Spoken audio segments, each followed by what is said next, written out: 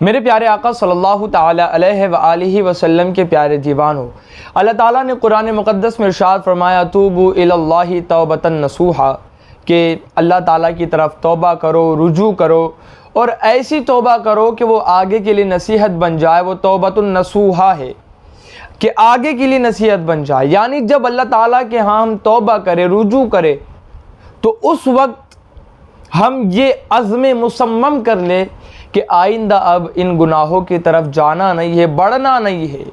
اور وہ اوروں کے لیے نصیحت بن جائے کہ وہ فلانے نے توبہ کیا ویسی توبہ کرو۔ جس طریقے سے ہمارے اسلاف کے واقعات موجود ہے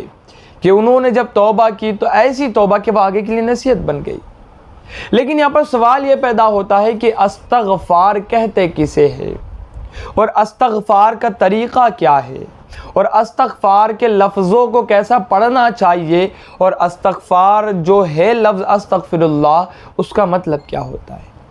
میرے پیارے آقا علیہ الصلوۃ والسلام کی پیارے دیوانوں، کلمات استغفار احادیث میں کئی سارے آئے ہیں،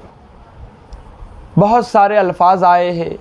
اور اگر دیکھا جائے تو ان سب کا جو نچوڑ ہے،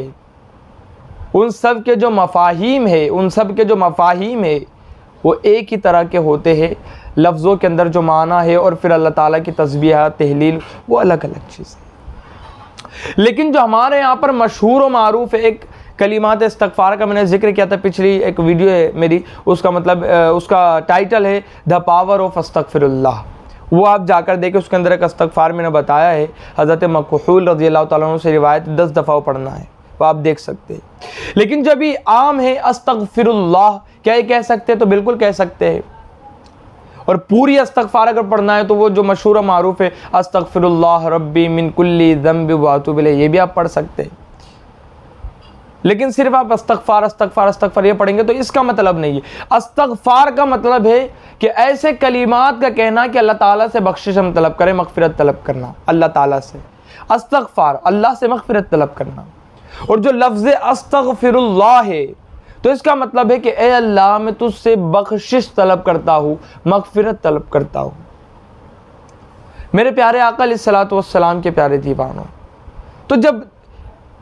گناہ کچھ ہو جائے تو تب ہم اللہ تعالیٰ سے مغفرت طلب کرے، بخشش طلب کرے، تو ان لفظوں کو استغفر اللہ اگر آپ کہتے درست ہے، لیکن دل بھی جھکا ہو، دل بھی نادم ہو، اور زبان پر یہ کلمات جاری ہو، تب جا کر کوئی بات بنے، ورنہ دل اسی طرف لگا ہے اور ہم زبان سے کہہ رہے تو یہ تو پھر